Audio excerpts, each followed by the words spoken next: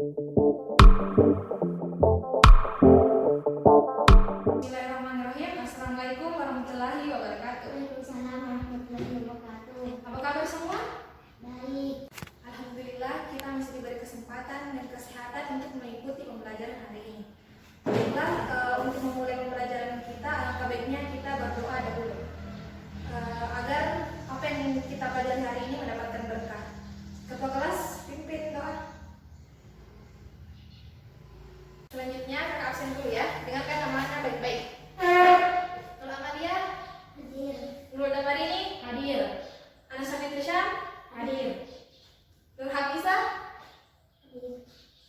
Lili Cahyani, hadir. Alhamdulillah hadir semua ya. Baik, materi kita hari ini adalah sistem sirkulasi. Tapi sebelum masuk materi, kakak akan menyegarkan pengingatan kalian mengenai materi minggu lalu. Ada yang masih ingat apa materi minggu lalu? Coba dulu dengar ini. Sistem gerak, Bu. Ya, sistem gerak. Sistem gerak itu apa komponennya? Ada rangka, sendi, dan otot. Ya, ada rangka, sendi, dan otot. Beri aplaus untuk temannya. Jadi materi pekan lalu sama materi hari ini ada berkaitan ya. Contohnya itu pada bagian otot. Otot ini terbagi atas 3, otot polos, otot fluid, dan otot jantung. Dan di mana otot jantung ini berfungsi untuk membantu memompa jantung untuk mengalirkan darah ke seluruh tubuh. Kemudian sistem sirkulasi yang akan kita pelajari ini terbagi atas 2, yaitu sistem peredaran darah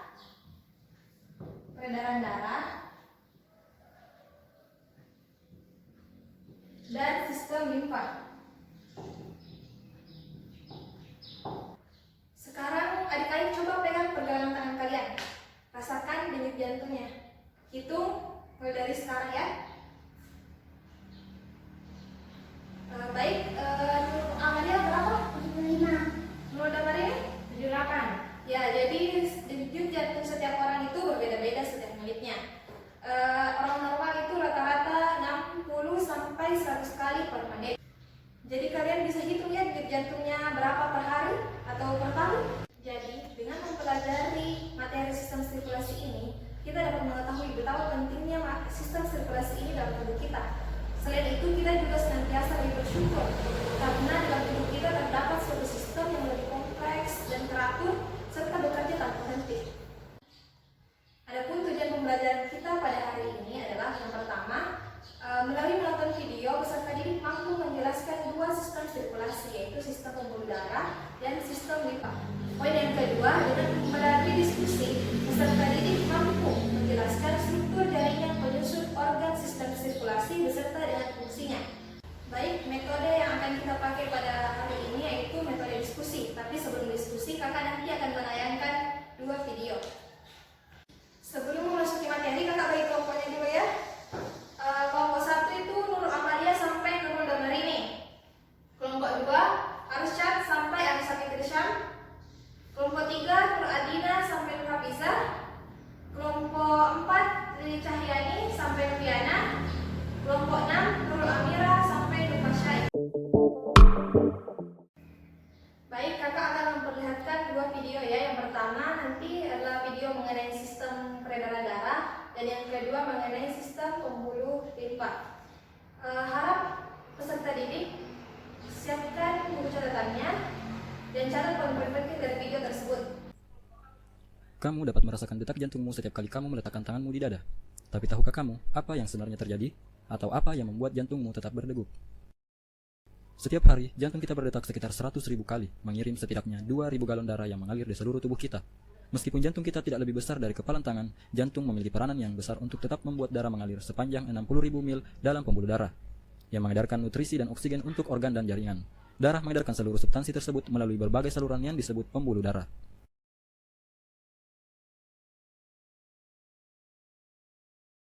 Pembuluh darah meliputi arteri, vena, dan kapiler. Untuk membuat darah mengalir ke seluruh tubuh, kita memiliki sistem pemompa, dan jantung adalah pompanya, di mana jantung tersusun atas otot yang memompa darah ke seluruh tubuh, berdetak sekitar 72 kali per menit sepanjang hidup kita. Jantung manusia memiliki 4 ruang, atrium kanan, atrium kiri, ventrikel kanan, dan ventrikel kiri. Jantung memiliki 4 katup, yaitu katup trikuspid, katup mitral, katup aortik, katup pulmonik. Katup ini merupakan katup satu arah. Did you know your body has its own version of a sewer system for removing unwanted toxins, waste, and excess water from the body? This is called our lymphatic system. Like our blood circulation, the lymphatic system is made up of millions of little vessels that branch all around our body.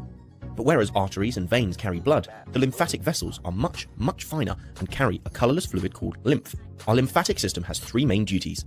1. It contains white blood cells called lymphocytes, which are used to fight infection. 2. It acts as a one-way drainage system, transporting fluid from body tissues into the blood circulation. 3. It gets rid of waste products produced by cells. As blood circulates the body, plasma leaves the blood vessels and travels into the body tissues, delivering food, oxygen, and hormones to the cells. This plasma becomes tissue fluid and surrounds all our body's tissues. It then collects waste products, excess water, and toxins from the cells. 90% of this fluid passes back into the blood circulation. However, 10% of the fluid is left behind and is known as lymph. We therefore need a system to drain this lymph fluid, so that we don't end up as a swollen fluid-filled balloon, hence the lymphatic system. The lymph fluid drains into lymph vessels, where it then travels to lymph nodes, which are Sudah disimak tadi videonya? Saya ucap kabar baik? Iya Kak.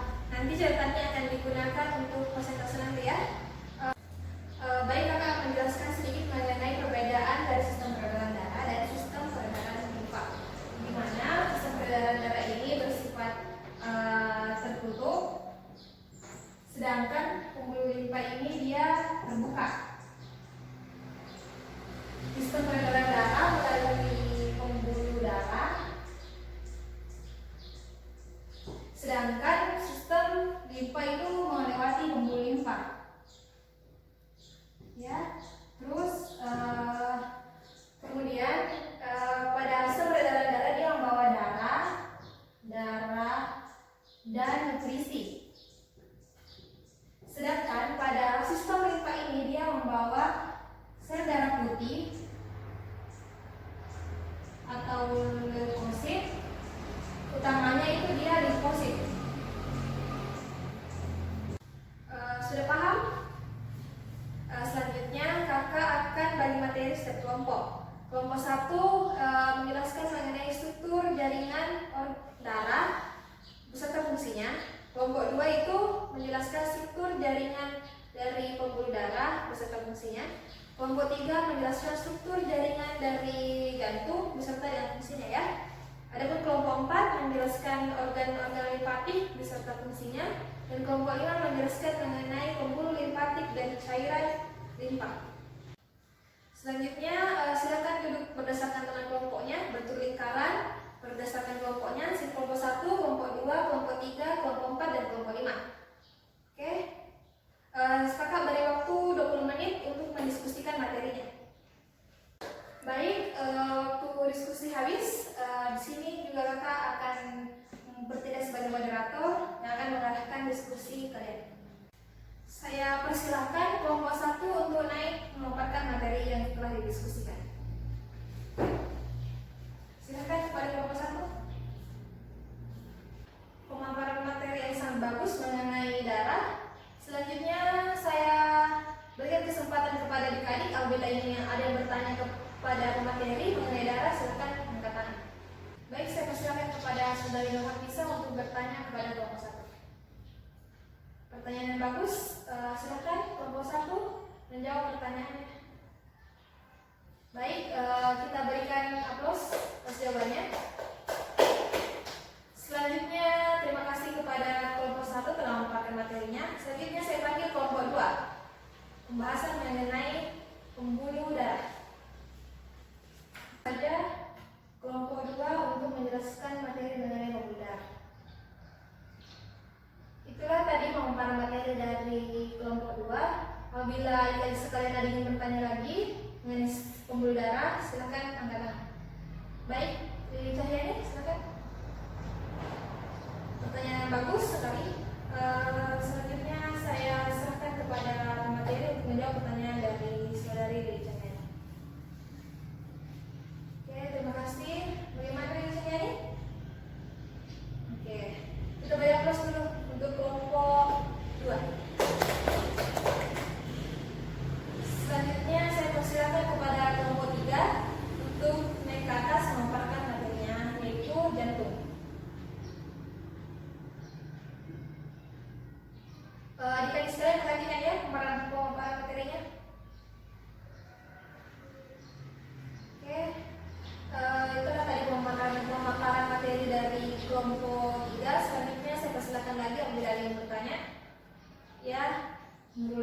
silakan. Pertanyaan yang bagus sekali. Selanjutnya saya persilakan kepada pemateri untuk menjawab pertanyaan dari saudari Nurul dan Rena. Oke, bagus sekali. Itu tadi persentase dari kelompok 3. Terus selanjutnya saya persilakan kepada kelompok 4 naik ke atas memaparkan materinya. Baik, itu tadi pemaparan materinya. Silakan yang ingin bertanya, angkat tangannya. Oke, Arsyad silakan. Baik, selanjutnya materi silakan jawab pertanyaan dari saudara Arsyad. Bagus sekali. Sekira itu saja untuk pemaparan materi dari kelompok 4. Selanjutnya saya persilahkan kepada kelompok 5 untuk naik mempresentasikan materi hasil diskusinya. Itu tadi pemaparan materi dari kelompok 5. Ada yang ingin bertanya lagi? Nur Hafizah, silakan. Baik, materi silakan langsung dijawab. Baik, jawabannya bagus sekali. Terima kasih kepada kelompok 5. Beri aplaus untuk semuanya. Tadi itu adalah pemaparan materi yang bagus ya. Kakak sedikit menambahkan dari pertanyaan-pertanyaan tadi yang masih kurang jelas. Pertanyaan pertama tadi dari saudara Nurul dan ini yang mengenai komponen dari sistem limpa ya. Saya jelaskan sini organ komponen limpa itu terbagi atas 3, ada organ limpa, pembuluh limpa, dan cairan limpa. Di mana organ limpa ini terdiri dari nodus limpa dan limpa. Sedangkan pembuluh limpa itu terdiri dari vena kecil yang halus dan transparan, dan di kedua-duanya itu terbuka. Sedangkan cairan limpa itu berupa cairan getah bening yang mengandung sel darah putih atau limfosit. Pertanyaan selanjutnya juga dari Nur Hafizah yang pertanyaannya apa perbedaan dari pembuluh darah vena, arteri, dan kapiler. Di mana pembuluh vena dan tambahan sedikit dari tadi jawaban pemateri. Pembuluh darah vena itu dia arahnya menuju jantung, sedangkan arteri dia itu meninggalkan jantung. Dan dilihat dari strukturnya itu arteri lebih tebal dan vena lebih tipis, sedangkan pembuluh kapiler itu lebih kecil dan lebih tipis juga. Pembuluh kapiler ini berfungsi untuk menghubungkan antara pembuluh vena dan pembuluh arteri. Yang selanjutnya itu dari saudara Cahyani yang pertanyaannya mengenai struktur jaringan dari jantung. Jadi struktur jaringan dari jantung itu yang pertama adalah epitel pipis lapis. Di sini epitel pipis lapis karena dia epitel pipis lapis ini mengeluarkan salah satu pelumas yang melancarkan kerja organ. Sedangkan jaringan yang kedua itu jaringan otot, yaitu otot jantung. Di sini dia berfungsi membantu jantung untuk memompa darah. Selanjutnya itu jaringan sarafnya dia bersifat otonom atau dia tidak tergantung dengan otak, sehingga kerja jantung itu tidak disadari atau bekerja secara spontan. Selanjutnya yaitu jaringan ikat yang terdapat pada jantung. Dia itu menyelimuti jantung dan mengaitkan antara jaringan satu dengan jaringan yang lainnya. Baik, tidak terasa waktu kita juga hampir habis. Saya minta 1 atau 2 orang untuk menarik kesimpulan. Yang pertama yaitu mekanisme dari sistem sirkulasi. Ada yang bisa jelaskan kesimpulan dari sistem sirkulasi mulai dari sistem peredaran darah? Silakan Hafizah. Ya, beri aplaus kepada temannya. Betul sekali, sistem peredaran darah terbagi atas 2, yaitu peredaran darah besar dan peredaran darah kecil. Selanjutnya mengenai sistem limpa, coba peredaran darah ini jelaskan. Ya, betul sekali. Berikan aplaus kepada temannya. Itulah tadi mekanisme dari sistem sirkulasi. Selanjutnya poin kedua tadi itu struktur jaringan dari organ sistem sirkulasi. Tadi apa organnya dari sistem peredaran darah? Coba ada yang tanya? Ya, betul sekali, darah, pembuluh darah, dan jantung. Selanjutnya dari limpa, mungkin Arsyad bisa simpulkan? Ya, ada nodus limpa, pembuluh limpa, dan cairan getah bening ya. Oke, baik.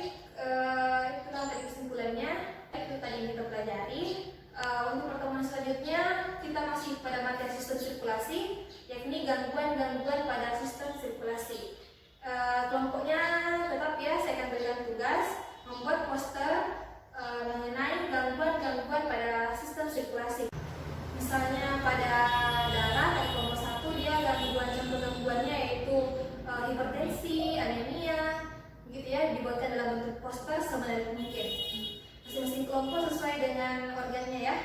Sampai di sini ada yang bertanyakan mengenai tugasnya? Ya, Nur Amalia. Jadi tugasnya itu dikerjakan dalam kertas gambar A3. Jadi bisa sesuai sekreatif mungkin, bisa full warna. Yang penting mencakup materi-materi yang akan disampaikan. Ada lagi? Sekira tidak ada, baiklah. Silakan kita berdoa dulu. Ketua kelas silakan pimpin doanya.